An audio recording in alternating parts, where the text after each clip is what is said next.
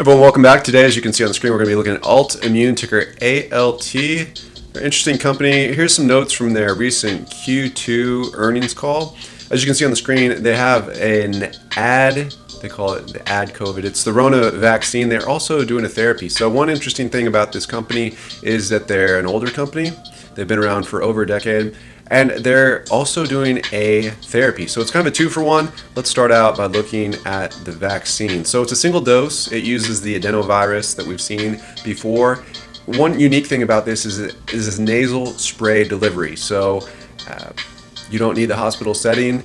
They're doing a study out of the University of Alabama, Birmingham, and they've already seen in the preclinical trials a mucosal response. The work began July 2020, and they found also a nasal IgA. So this is one of the things that they look for as far as the response from the body. They look for T cells, and so they look for a number of different factors. You'll see that as you look at a lot of these different drugs. There's usually, I remember seeing about 6. Now I'm not really familiar with these, so you might want to do a little bit of fact checking about, T cell versus IgA versus the mucosal response. Which one's better? What's the difference? I don't really have that technical background. Mine's more in finance. But one interesting thing from the financial perspective is that they're pursuing federal and nonprofit dollars. One thing that they said as far as a competitive advantage, they said that all the competitors who are running phase 3 vaccine trials right now use an intramuscular delivery process. And they said the downside of the intramuscular delivery is that it's difficult for the antibodies in the blood to actually reach the nasal cavity. And they're really saying that the nasal cavity is a place where this virus kind of is a depository, where it accumulates, and so it's a kind of a hot spot, and you want to be able to treat it at that point. They're saying it's very difficult to do that with a intramuscular delivery system. Moving on, they say that they have future trials and they want to really see what happens with the T cell response, so the killer T cell response. Manufacturing, they said that they were going to scale manufacturing in parallel to the expected phase 3 trial that's going to be coming up. Additionally, they have 3 companies to help them with the manufacturing. Now, they have not released the names of those 2 of the companies. They have released the names of one company who they say they've worked with for a while. We also see that they use the same manufacturing process that they use for an anthrax drug that they're developing and a flu drug. They said the vaccine is stable at room temperature, which is really nice for international delivery, for all the logistic needs that you would, have from shipping and all of that. It's nice if you don't have to refrigerate it or freeze it. Additionally, some other points, finer points, they don't think a prime boost will be necessary. They're planning 120 subjects currently. For those of you who are really into clinical trials and how those work, it's 4 active arms, 2 doses, and each dose will have a prime plus a prime boost. And additionally, they're going to have a placebo control group, so let's say 5 arms with the placebo. Finally, they talked a little bit, one of the callers called in and asked about the receptor binding domain. They said the RBD was selected based on the immunogenicity, where it was greatest with the RBD, so that's how they kind of chose. Whereas Pfizer did a similar thing, but selected their candidate based on safety. A couple other things on the therapy, they call it the T-COVID. Well, they already started a trial during Q2 2020, and they were granted $4.7 million from the Department of Defense in the United States. They said that they've already completed all contracting requirements. Testing is to begin immediately. They're focused on non-hospital patients, and I thought that was really, really interesting because I initially got into this after looking at remdesivir, seeing the bottleneck, seeing the constraint, realizing that if, like Dr. Gottlieb suggests, that maybe half the population will contract this with the hyper spreading and all that, you're just simply not going to have enough ICU beds. You're just simply not going to have enough. You're going to run out. We saw this already in Italy during their first wave. And so everyone, this is going to be a big problem. This is why I started looking at what are some other treatments that are going to be available. And so this is one. They're beginning testing immediately on the therapy. And they look to have a phase 2/3 expected in the first half of 2021. Like I said, they're really focused on non-hospital patients.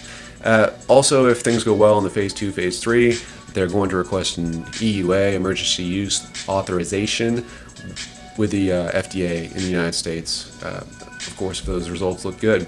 Some other things that they do, they have a treatment for NASH. It's a disease associated with the liver. It's a non-alcohol and it has something to do with the liver. They're running trials in Australia. They call it the ALT 801.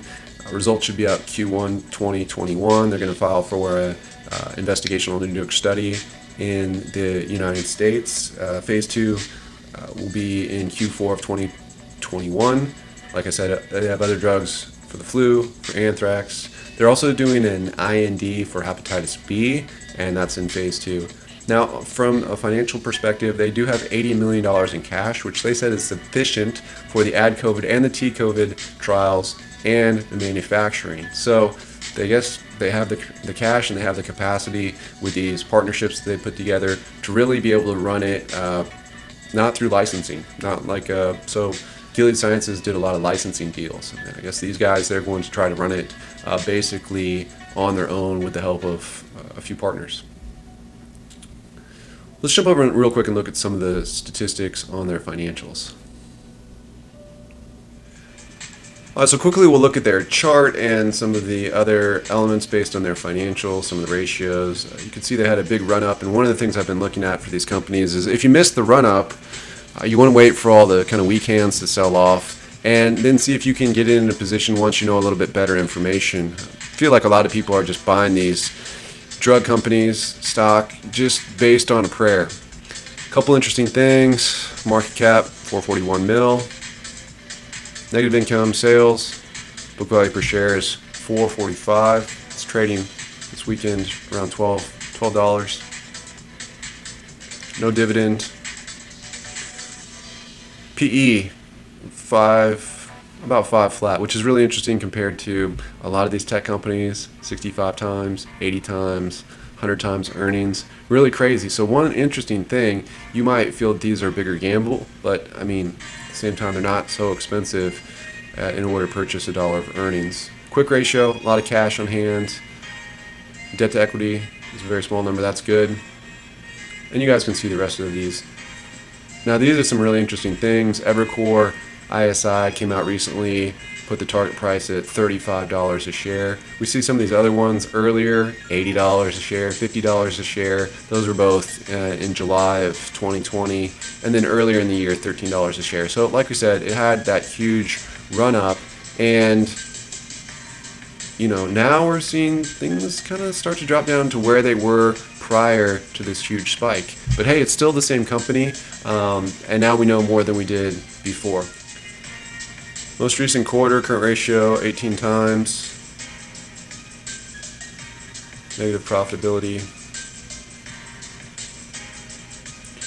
So this company did trade over $300 a share about 10 years ago. And then for whatever reason, they've really fallen off. So I didn't do the backstory on them. I don't know the history. Book value per share is only $3. So I mean, if you're buying it at 12, definitely buying it at a premium. Here's the consensus to outperform. Not a lot of people covering this. Let's look at this news really quick that came out June 1st, 2020. This is for Altimmune Launcher's clinical trial of the T-COVID investigational intranasal immune modulator for the treatment of patients with early stage Rona. They did get the clearance for the IND application, which was received from the US FDA. They're planning a phase 1/2 outpatient clinical trial, which will focus on patients with early stage infection, placebo-controlled.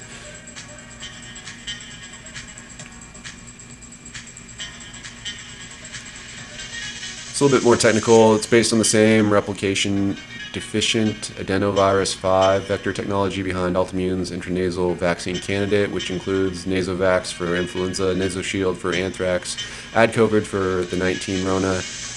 But it also acts through a different mechanism in preclinical studies sponsored by the National Institute of Allergy and Infectious Disease. Intranasal administration of RD85 vector modulated the innate immune response to lethal challenge with a respiratory virus in mice and protected them from death. The immunomodulatory effects resulted in significantly decreased cellular inflammation and lower concentrations of the IL-6 and other inflammatory cytokines in the lungs of treated animals compared to controls. Excessive production of inflammatory cytokines like IL-6 has been associated with lung pathology and death in Rona patients. The protective effects were independent of any specific immunity or vaccine effects against the challenge virus. These protective effects were only observed with intranasal administration of the RD-85. The intramuscular administration provided no survival benefit. The company believes that the treatment with T-COVID administered as a single intranasal dose to patients with early onset of symptoms and recent diagnosis of the Rona may prevent the progression to severe lung inflammation, thereby decrease the development of a severe case of the Rona and need for hospitalization. The FDA has agreed that company may use its existing lot of RD-85 based Nasovvax influenza vaccine for the planned T-COVID clinical trial, allowing the company to immediately initiate the study. The planned clinical trial will evaluate the potential of T-COVID to prevent clinical worsening in patients with early COVID-19. The double-blind trial is expected to enroll approximately 100 patients who are 35 years or older, randomized 1-to-1 to receive either the intranasal COVID or a placebo administered in outpatient non-hospitalized setting within 48 hours of the onset of symptoms and 24 hours of diagnosis. The study will be enrolled in 3 cohorts of increasing risk factors for severe COVID-19, with the final cohort enrolling patients of all ages and risk factors. The primary efficacy endpoints is the proportion of patients with worsening clinical worsening, defined as a 4% decrease in pulse, oxygen saturation, or need for hospitalization. The company believes this approach is differentiated from other COVID-19 therapies currently in development, as it focused on non-hospital patients prior to the development of pulmonary dysfunction or the need for hospitalization. T-COVID is being studied as a single intranasal dose, not requiring the use of needles or infusions, and has potential to be self-administered. Additionally, based on the current stability profile at ambient room temperatures, T-COVID has the potential to be widely distributed without need for refrigeration. The preclinical data on RD-85 and the potential applicability of our vector technology as a therapeutic approach to COVID-19 suggests that we may be able to protect patients with COVID-19 from the need for hospitalization, says Vipin K. Garg, PhD, President and Chief Executive Officer of Altimmune. And, he goes on. You guys can read the rest of this. I don't think I'm going to out loud. Okay, I'll keep going. The company's intranasal RD-85 vectors have been studied in 5 clinical studies in healthy subjects and appear to be safe and well tolerated pending the successful trial readout.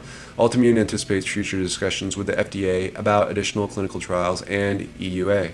The company believes the mechanism of action underlying T-COVID has the potential to be studied for both pre- and post-exposure prophylaxis for high-risk individuals, such as frontline healthcare workers, making it attractive as a potential first-line defense for other viral pathogens for which vaccines are not yet available, such as the influenza pandemic or new strains of the Rona.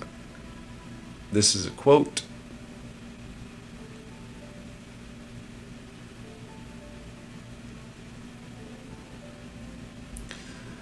Couple more things about them: the NASH, the hepatitis, the T-COVID, Nasovvax, AdCOVID. That's it. That's all I have for you guys. Again, like we said, please like, share, subscribe. We'll talk to you next time. Bye. Again, this is Altimmune, ticker ALT. Thanks for watching. Please like, subscribe, share with your friends. Really helps me out. I'm going to see if I can make a run at this as far as monetizing this channel. So if you guys don't like my content, let me know. Help me make it better. If you do like it, please throw me some love. Thanks.